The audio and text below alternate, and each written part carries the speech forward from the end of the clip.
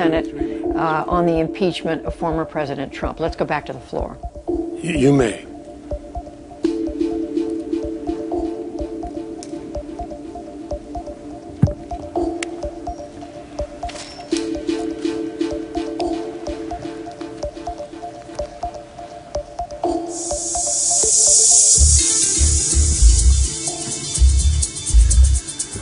Mr. President and members of the United States Senate, thank you for taking the time to hear from me. My name is Bruce Castor. I am the lead counsel for the 45th President of the United States. I was an assistant DA for such a long time, I keep saying prosecutor, but I do understand the difference, Mr. Reskin. Before I begin, I want to comment on the outstanding presentation from our opponents and the emotion that certainly welled up in Congressman Raskin about his family being here during that terrible day. And you will not hear any member of the team representing former President Trump say anything but in the strongest possible way denounce the violence of the rioters and those that breached the Capitol, the very citadel of our democracy. Literally the symbol that flashes on television whenever you're trying to explain that we're talking about the United States. Instant symbol. To have it attacked is repugnant in every sense of the word. The loss of life is horrific. I spent many long years prosecuting homicide cases, catching criminals that committed murders. I have quite an extensive experience in dealing with the aftermath of those things.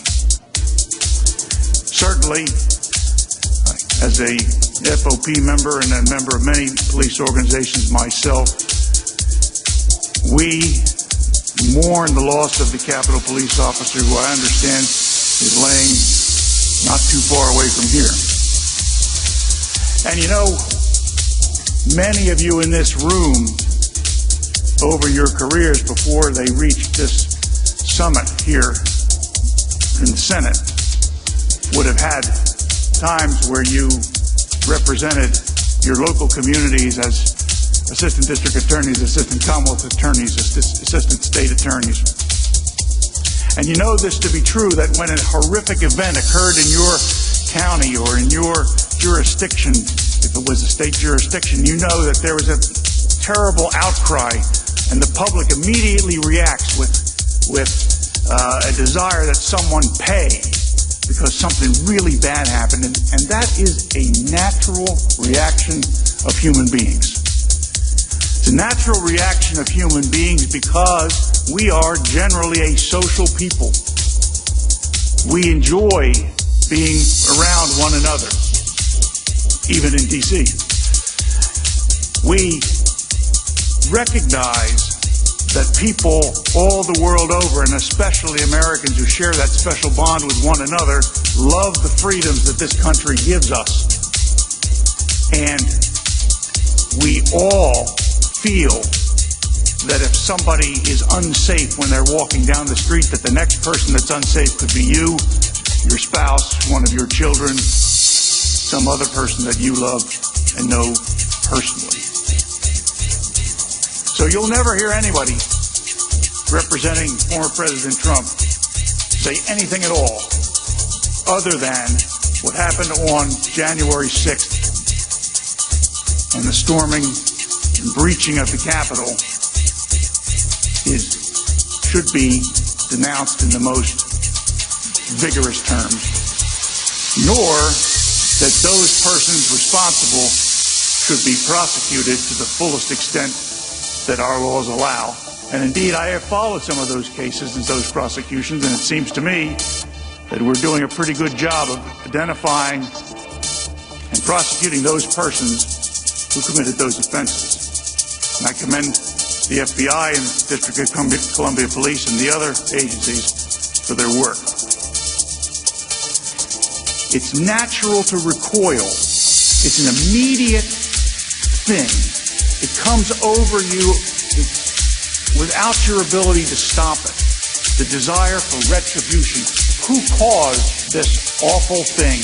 How do we make them pay? We recognize in the law, and I know many of you are lawyers, probably lawyers, some of you, I've been a lawyer 35 years, longer than me. Many longer than me, probably. And we know we have a specific body of law that deals with passion and rage, blinding logic and reason. That's the difference between manslaughter and murder. Manslaughter is the killing of a human being upon sudden and intense provocation. But murder is done with cold blood and reflective thought.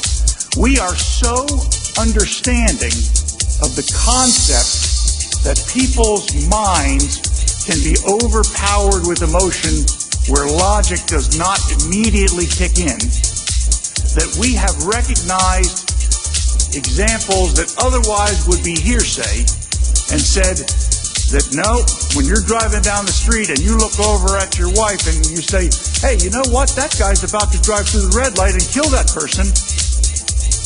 Your wife can testify to what you said, because even though it's technically hearsay, it's an exception because it's the event living through the person. Why? No opportunity for reflective thought. There's all sorts of examples that we recognize in the law for why people immediately desire retribution, immediately recognize in the law that people can be overcome by events.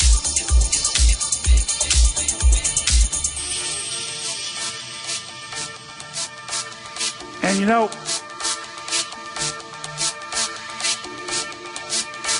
senators of the United States, they're not ordinary people.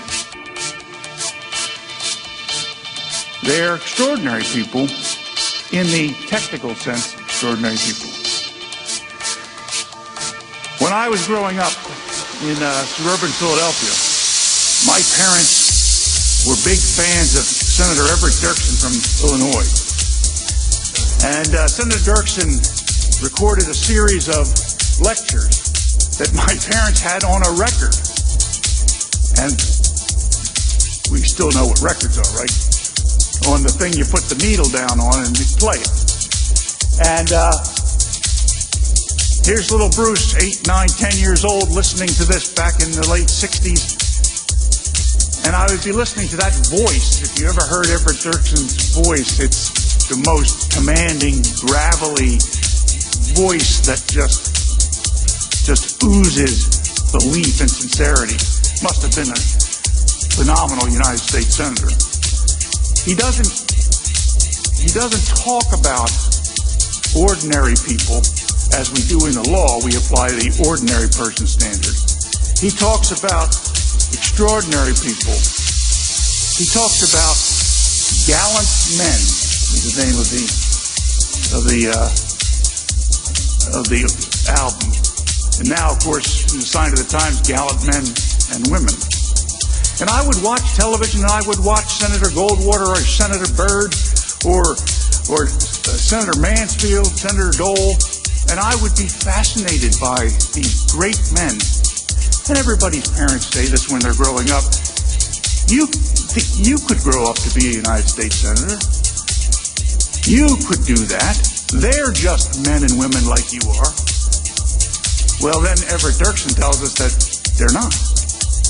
They're gallant men and women that do extraordinary things when their country needs them to do it.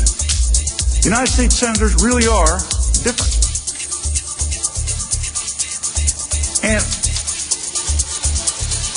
I have been around United States senators before. Two of them in this room from Pennsylvania, I like to think, are friendly toward me, or at least friends of mine when we're not politically adverse. And I have been around their predecessors. And one thing I have discovered, whether it be Democrats or Republicans, United States senators are patriots first. Patriots first. They love their country. They love their families. They love the states that they represent. There isn't a member in this room who has not used the term, I represent the great state of fill in the blank. Why? Because they're all great? Yeah. But you think yours is greater than others because these are your people. These are the people that sent you here to do their work. They trusted you with the responsibility of representative government. You know, I feel proud to know my senators. Senator Casey up here in the back, Senator Toomey over to the left. You know, it's funny, this is an aside, but it's funny. You ever notice how when you're talking or you hear others talking about you when you're home in your state, they will say, you know, I talked to my senator, or I talked to somebody on the staff of my senator. It's always my senator. Why is it that we say my senator? We say that because the people you represent are proud of their senators. They absolutely feel that connection of pride, because that's not just Pat Toomey of Pennsylvania. That's my senator from Pennsylvania. Or Bob Casey from Scranton. That's my senator. And you like that. People like that. The people back home really do. And United States senators have a reputation, and it's deserved. They have a reputation for cool-headedness, being erudite. The men and women that we send from back home to D.C. to look after our interests. We feel a sense of ownership and a sense of pride in our senators. There's plenty of times I've been around in political gatherings where I hear, there's no way Senator Toomey's going to allow that. I don't mean to pick on you, Pat, but there's no way Senator Casey is going to allow that.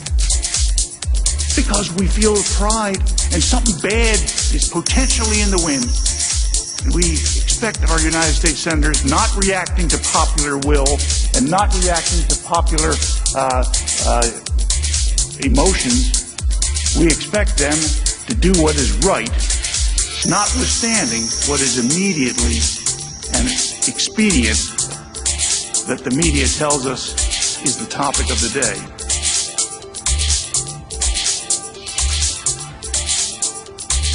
So senators are patriots. Senators are family men and women. They're fierce advocates for the great state in which they represent. And somewhere far down that list of attributes, way below patriot, and way below love of family and country, and way below fierce advocates for their states, far down, at least that's what I thought, anyway, and I still think that. Somewhere far down that list, senators have some obligation to be part, to represent a group of beliefs that are similar to beliefs shared by other United States senators. I understand that. And in fact, I have no problem with that system. It helps us debate and decide what is best for America. The robust debate of different points of view. And I dare say that Senator Schumer and Senator McConnell represent those things in this body and make sure that everything is talked out and robustly debated in this room before United States senators make a decision of extreme importance to the people they represent. I know you aren't allowed to talk, but I don't see either one of them jumping up and saying I'm wrong about that, because I think that that's what happens. I think United States senators try to listen to each other's views. I think United States senators try to do what is right for the country. and far down is partisanship. In our system of government, and if you read the Federalist Papers, we're very fortunate because the Federalist Papers were authored as an explanation for why it is the states, the original states, should adopt the Constitution. These were persuasive documents about why the Constitution is a good thing. Because if the individual state legislatures didn't adopt the Constitution, we would not have it. So Mr. Jay and Mr. Madison and Mr. Hamilton, they had an incentive to explain what they were thinking when they wrote it, because they are explaining to other erudite people who represent individual states why it is that they feel that this is the right thing to do. And in fact, as many of you well know, Madison had to promise that there would be a Bill of Rights immediately upon adoption, or we wouldn't have a Constitution. Even then, there was a horse trading going on in the legislative body of the United States. The other day, when I was down here in Washington, I came down earlier in the week to try to figure out how to find my way around. I worked in this building 40 years ago. I got lost then, and I still do. But in studying the Constitution, in all the years I was a prosecutor, where so many things depend on interpretations of phrases in the Constitution, I learned that this body, which one of my worthy colleagues said is the greatest deliberative body in the entire world, and I agree, that particular aspect of our government was intentionally created, if you read the Federalist Papers. The last time a body such as the United States Senate sat at the pinnacle of government with the responsibility that it has today, it was happening in Athens, and it was happening in Rome. Republicanism, the form of government, republicanism, throughout history has always, and without exception, fallen because of fights from within, because of partisanship from within, because of bickering from within. And in each one of those examples that I mentioned, and there are certainly others probably that are smaller countries that lasted for less time that I don't know about off the top of my head, but each one of them, once there was the vacuum created that the greatest deliberative bodies, the Senate of Greece and sitting in Athens, the Senate of Rome, the moment that they devolved into such partisanship, it's not as though they ceased to exist. They ceased to exist as representative democracy, both replaced by totalitarianism. Paraphrasing the famous quote from Benjamin Franklin, who, as a Philadelphian, I feel as though I can do that because he's my founding father too. He who would trade liberty for some temporary security deserves neither liberty nor security. If we restrict liberty to attain security, we will lose both.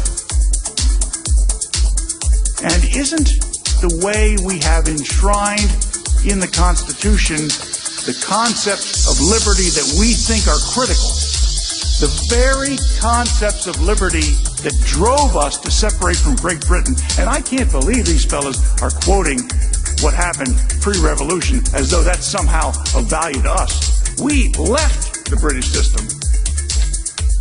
If we're really going to use pre-revolutionary history in Great Britain, then the precedent is we have a parliament and we have a king. Is that the precedent that we are headed for? Now, it's not an accident that the very first liberty, if you grant me that our liberties are enumerated in the Bill of Rights, it's not an accident that the very first liberty in the first article of the Bill of Rights is the First Amendment, which says Congress shall make no law abridging freedom of speech, etc. Congress shall make no law. The very first one, the most important one, the ability to have free and robust debate, free and robust political speech.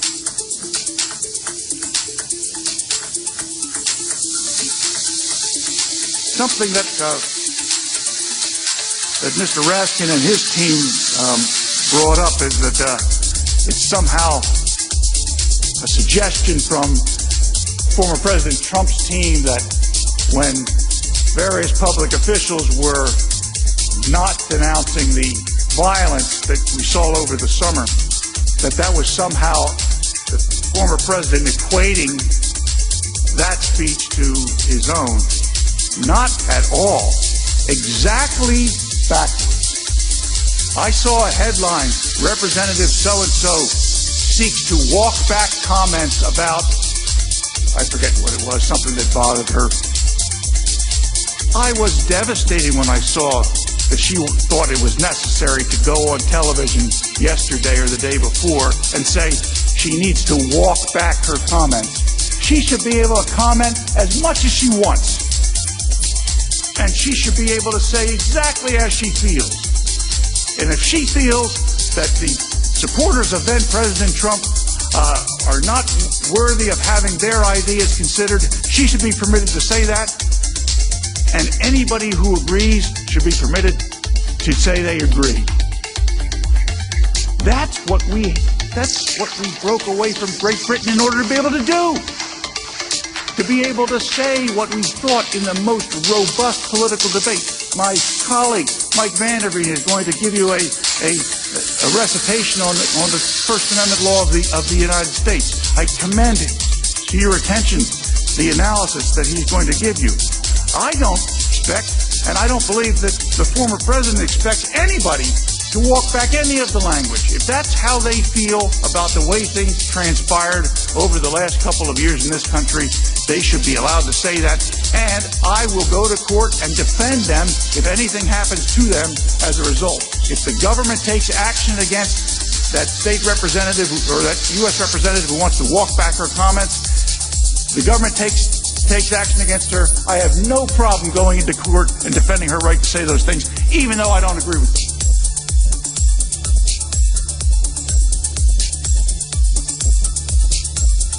This trial is not about trading liberty for security. It's about suggesting that it is a good idea that we give up those liberties that we have so long fought for. We have sent armies to other parts of the world to convince those governments to implement the freedoms that we enjoy. This trial is about trading liberty for the security from the mob? Honestly, no. It can't be. We can't be thinking about that. We can't possibly be suggesting that we punish people for political speech in this country. And if people go and commit lawless acts as a result of their beliefs and they cross the line, they should be locked up. And in fact, I've seen quite a number of the complaints that were filed against the people who breached the Capitol. Some of them charged conspiracy. Not a single one of them I noticed charges conspiracy with the 45th President of the United States.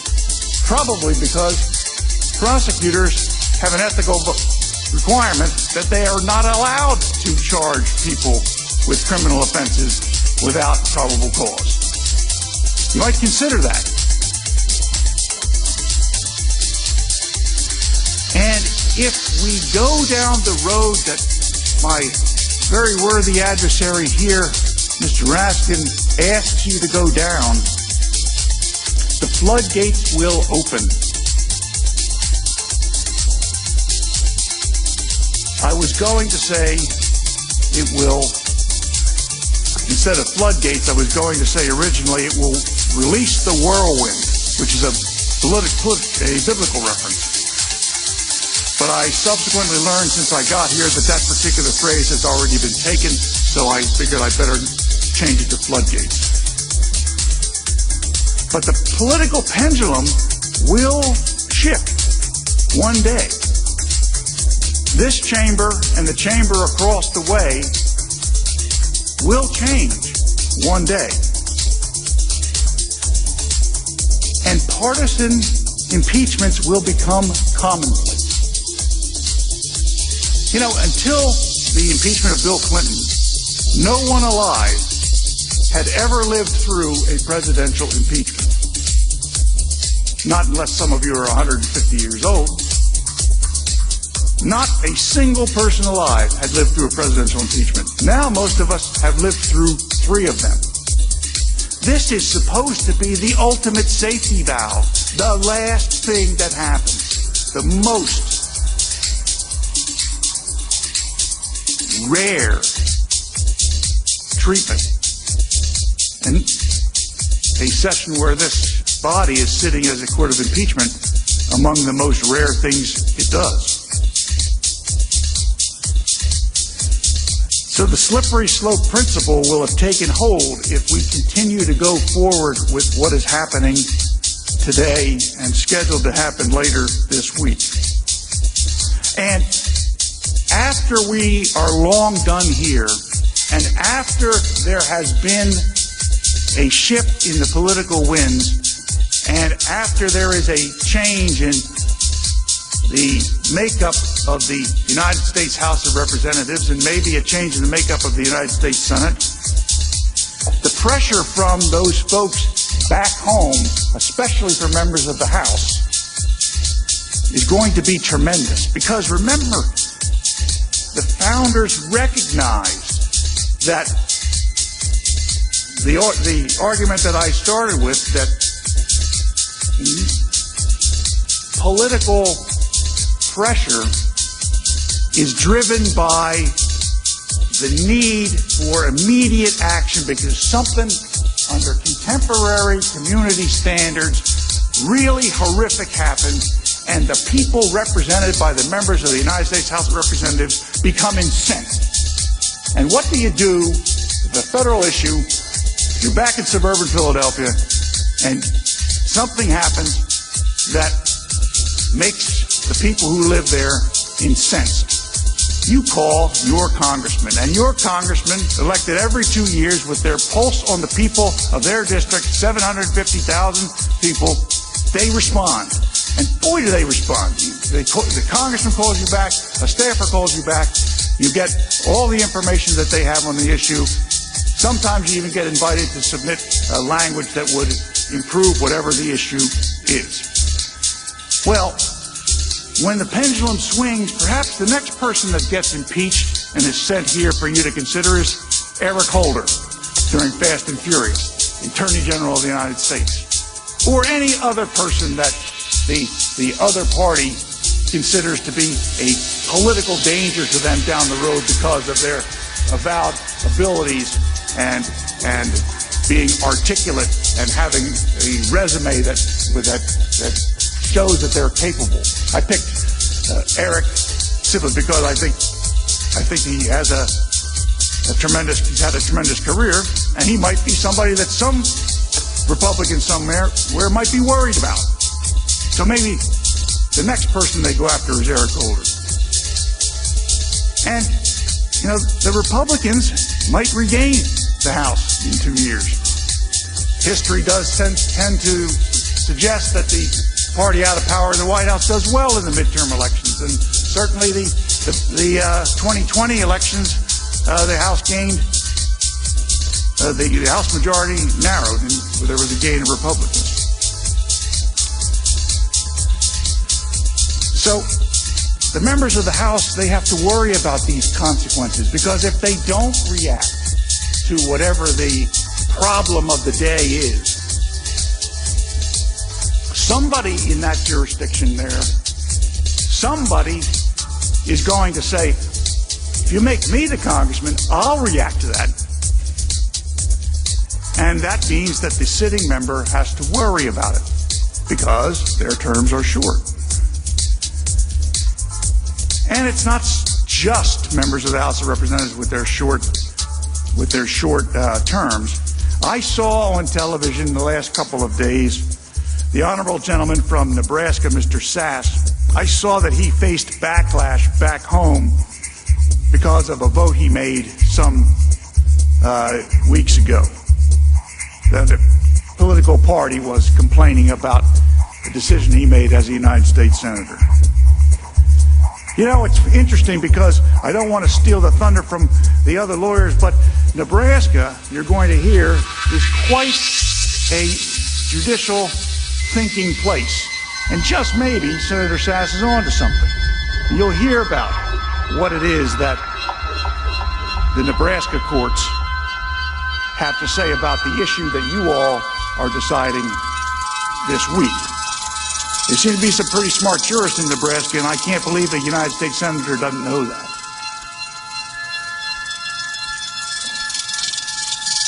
A senator like the gentleman from Nebraska, whose Supreme Court history is ever present in his mind, and rightfully so, he faces the whirlwind, even though he knows what the judiciary in his state thinks. People back home will demand their House members continue the cycle as political fortunes rise and fall. The only entity that stands between the bitter infighting that led to the downfall of the Greek Republic and the Roman Republic and the American Republic is the Senate of the United States. Shall the business of the Senate and thus the nation come to a halt, not just for the current weeks while a new president is trying to fill out his administration, but shall the business of the Senate and the nation come to a halt because impeachment becomes the rule rather than the rare exception? I know you can see this as a possibility because not a single one of you ever thought you would be doing a second impeachment inside of 13 months.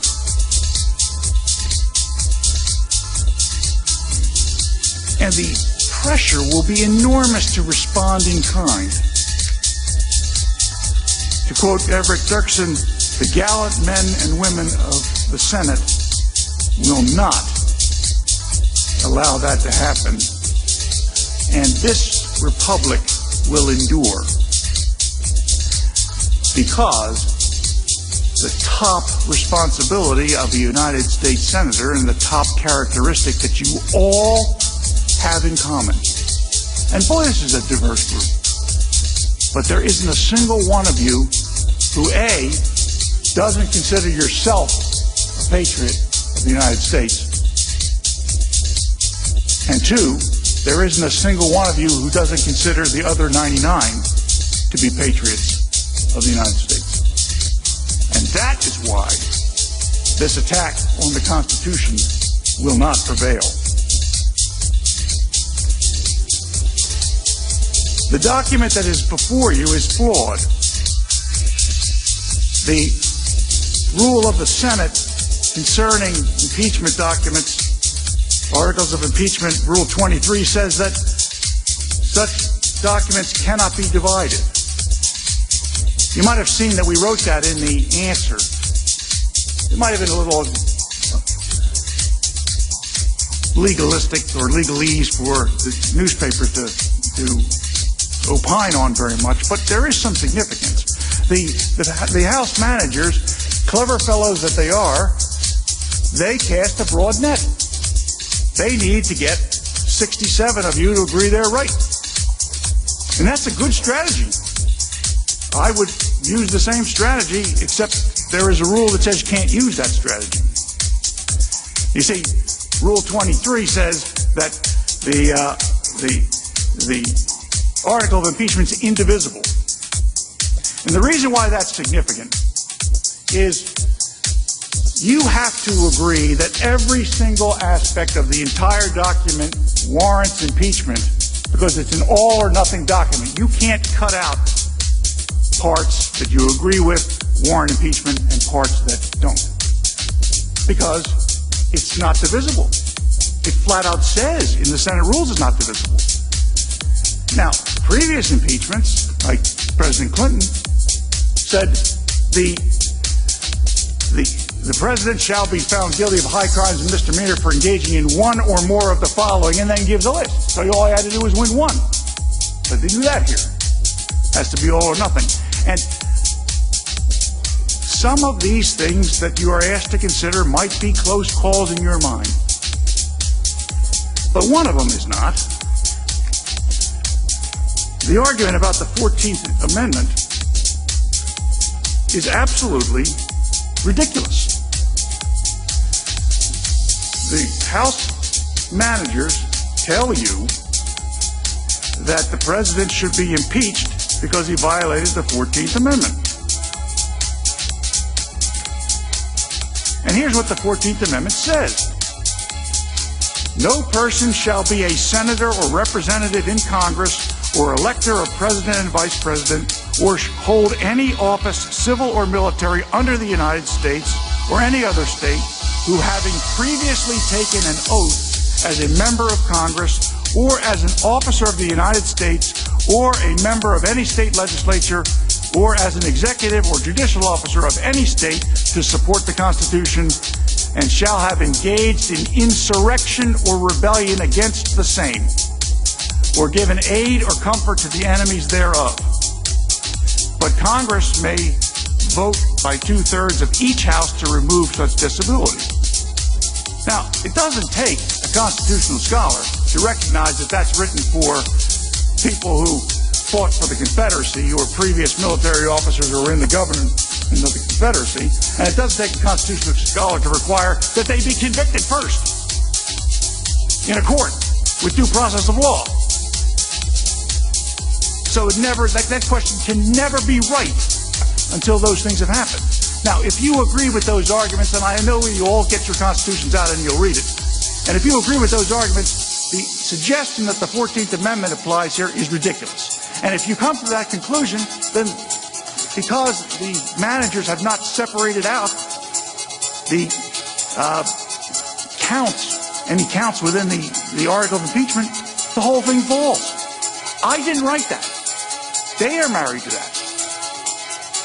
I wrote it out in individual responses because I didn't know how to respond to the cast the wide net effort. And fortunately, senators sometime in the past realized that you can't do that because you passed a rule that says, hey, you can't do that. So that's why it's flawed. It's flawed in other ways too, and my colleagues will explain that.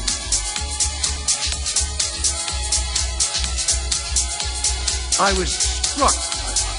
I thought that the House managers who spoke earlier were brilliant speakers.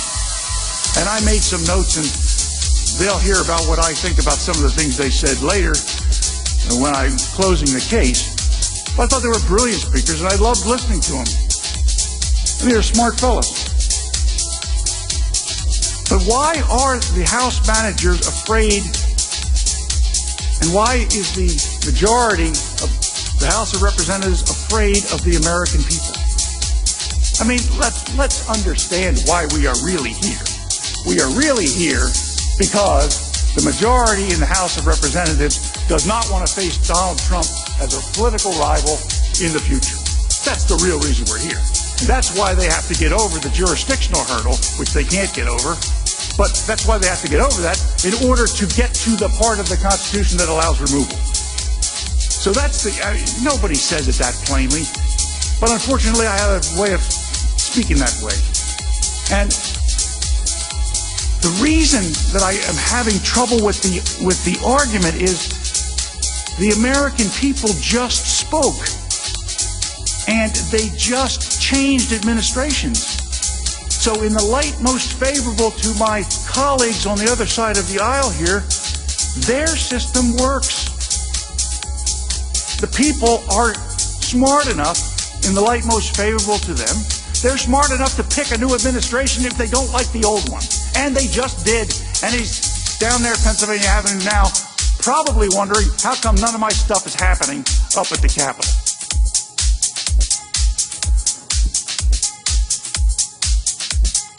Why do the members of the House of Representatives, the majority of the House of Representatives, why are they afraid of the very people that sent them to do this job? The people they hope will continue to send them back here. Why are they afraid that those same people who were smart enough to pick them as their congressman aren't smart enough to pick somebody who is a candidate for president of the United States? Why fear that the people will all of a sudden forget how to choose an administration in the next few years?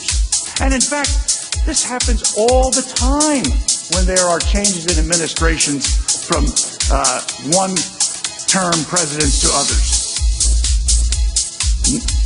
Well, Nixon was sort of a 1.5 term, but Nixon to Ford, Ford to Carter, Carter to Reagan, Bush 41 to Clinton. It happens. The people get tired of an administration they don't want, and they know how to change it. And they just did. So why think that they won't know how to do it in 2024 if they want to? Or is that what the fear is? Is the fear that the people in 2024, in fact, will want to change and will want to go back to Donald Trump and not the current occupant of the White House, President Biden?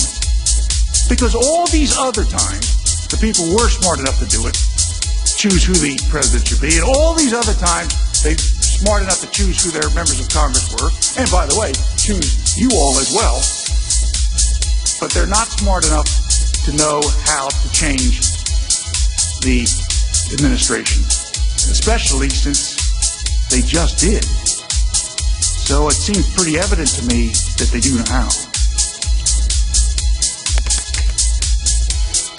It has worked 100% of the time. 100% of the time in the United States, when the people had been fed up with and had enough of the occupant of the White House, they changed the occupant of the White House. Now, I know that one of the strengths of this body is its deliberative action. And I saw Senator Manchin on the TV the other night talking about the filibuster. And the main point was that Senator Manchin was explaining to those of us who don't operate here all the time that this body has an obligation to try to reach consensus across the aisle to legitimize the decisions it makes.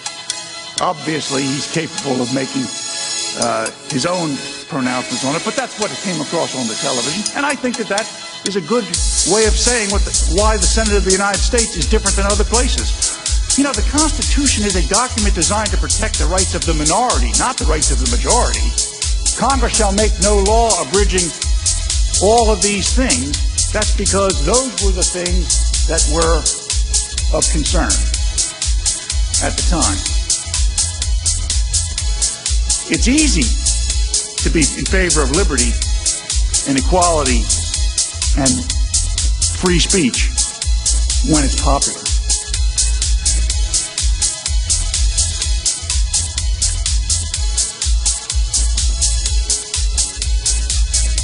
I think that I want to give my colleague, Mr. Sean, an opportunity to explain to all of us the legal analysis on jurisdiction. I'll be quite frank with you. We changed what we were going to do on account that we thought that the House manager's presentation was well done. And I wanted you to know that we have responses to those things. I thought that what the first part of the case was, which was the equivalent of a motion to dismiss, was going to be about jurisdiction alone. And one of the fellows who spoke for the House manager, who's a former criminal defense attorney, seemed to suggest that there's something nefarious, that we were discussing jurisdiction and trying to get the case dismissed. But this is where it happens in the case, because jurisdiction is the first thing that has to be found.